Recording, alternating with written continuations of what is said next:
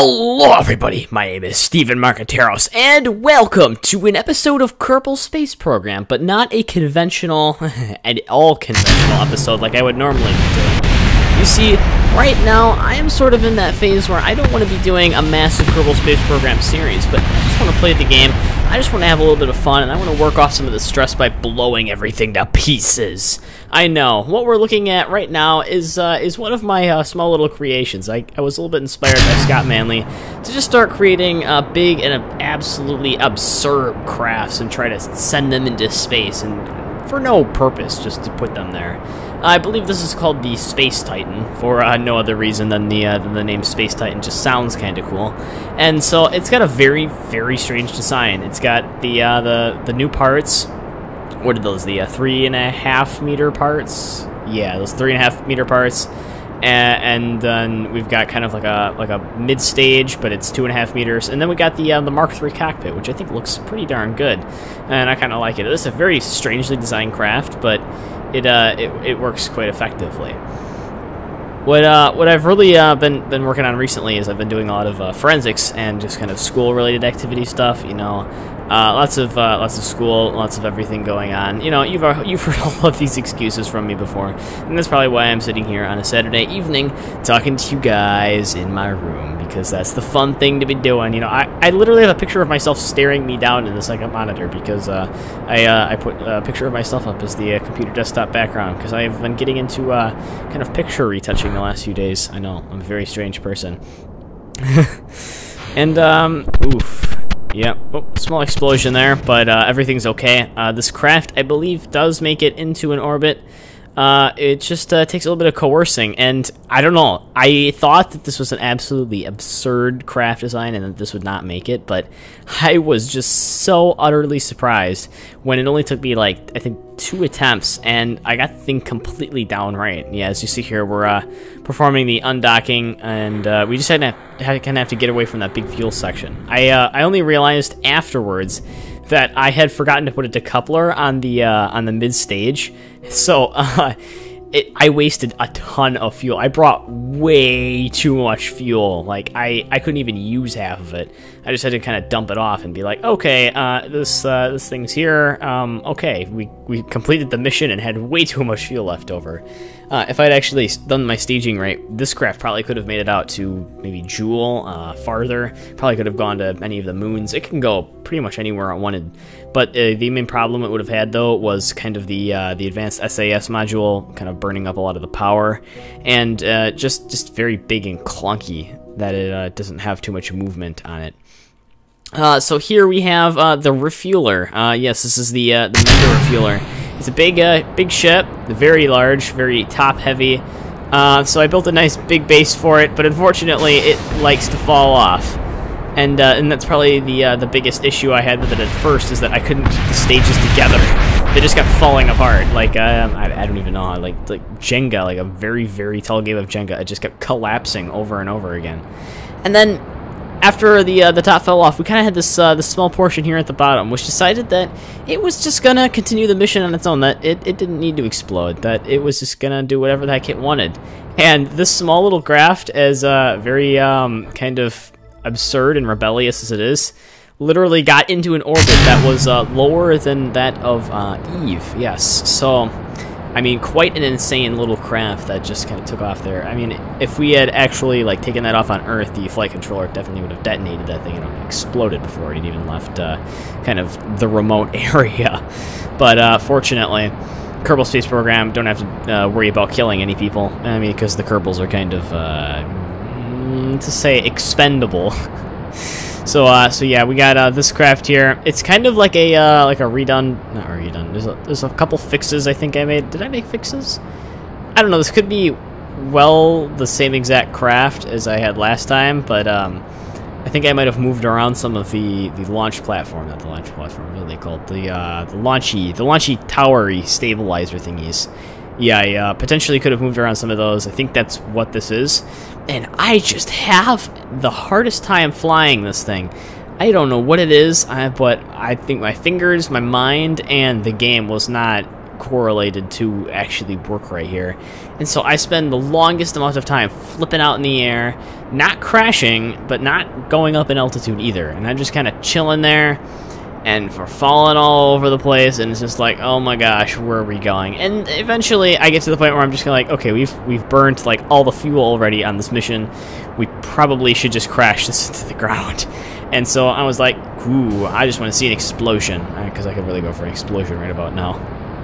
Yes, after all the forensic stuff I did today, where I had to do 4 extemporaneous speeches where I got into the power round and won 2nd place trophy. It's been quite a day. Look at that. Yes, I get to witness that in real time, and I get to witness it again in the voiceover. I know, voiceover is really awesome.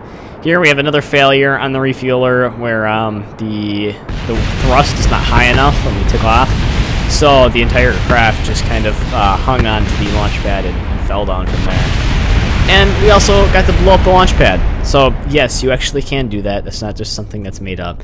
You can legitimately blow up the launch pad, although I actually knew that before, but I'm just hoping that you guys figured that out by now too.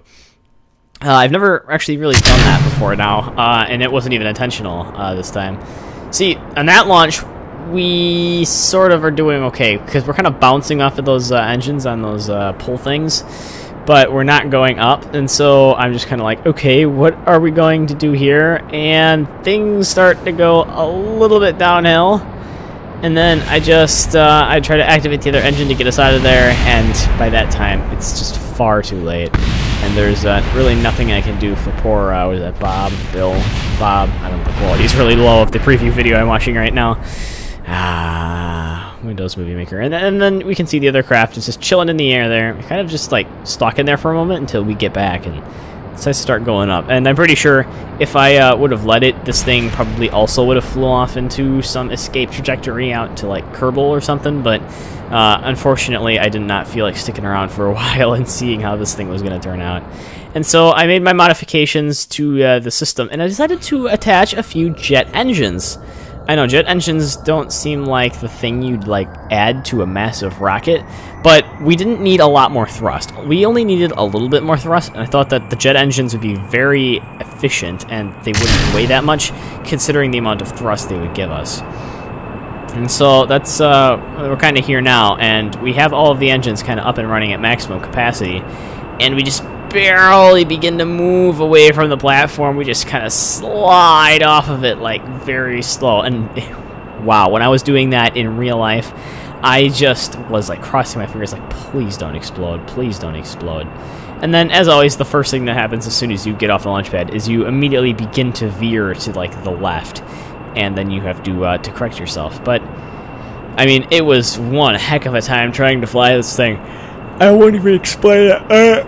It's like flying a skyscraper. Sorry if I'm yawning, but it's like flying a skyscraper, essentially. These things get really, really big after a while, and they're just so massive and so unwieldy. I really like to fly much smaller crafts now, mainly because the big ones are just so darn clunky. But they do make very, very nice explosions when they hit the ground, and it's probably why I always try to fly these things over to the land portion, is because it's just more beautiful to watch.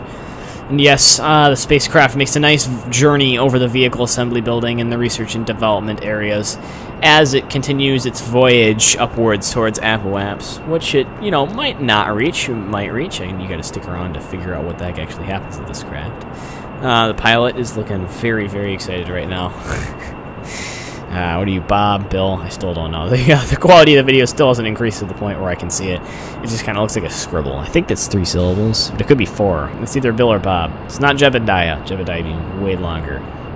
And so, eventually on this craft, I decided to activate the main engine because, well, one, I can't activate it immediately, or otherwise the main engine would run out of fuel before the external ones, and that would kind of be very embarrassing. And also because I was like, okay, we're pretty much 90 degrees to the ground, so let's just activate our engine, see if we can get up into the atmosphere. And so I began my glorious ride up into upper Kerbal limits, try to use my jet engines to the maximum of their abilities and try to expend them as much as I possibly can.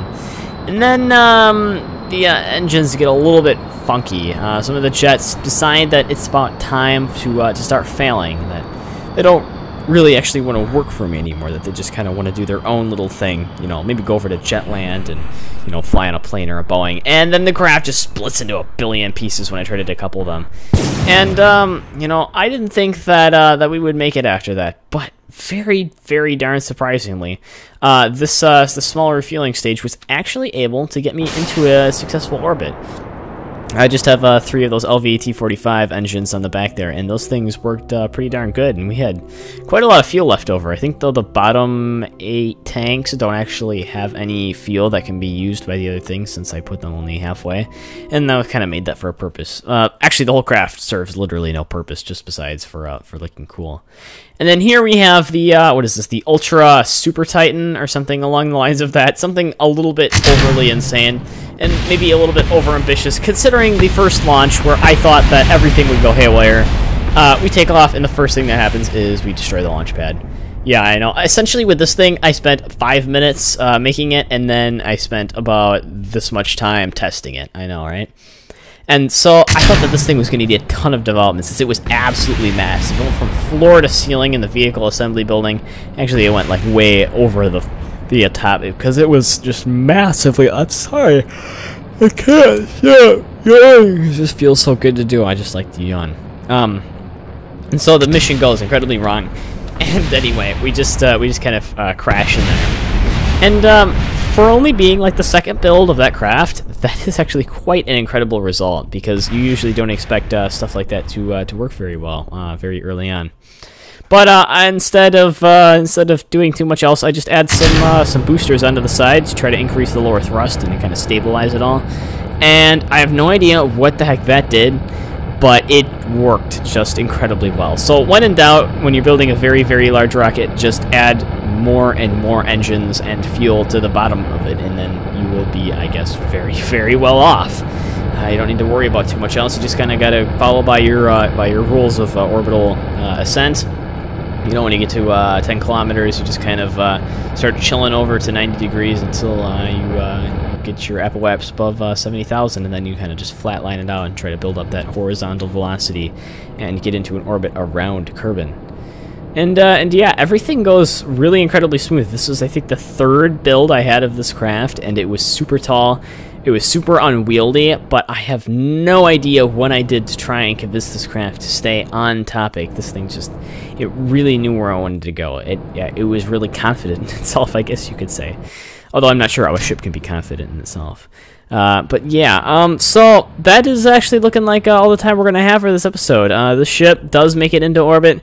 It's a very nice ship, and of course, though it probably suffers from most of the issues of all my other ships, in that A, it lacks complexity, and B, it lacks just generally everything else. So yeah, you guys always like to send me a lot of ships and stuff on the Kerbal Space Program, and that's completely fine. You guys know my Skype, you guys know my email. You guys, if you want to see me try to fly some crazy high contraption, or want to see me try to get into orbit, that is perfectly A-okay with me. But that looks like all the time we're going to have. So if you like this episode, please don't forget to rate, comment, and subscribe. Otherwise, we will see you guys next time.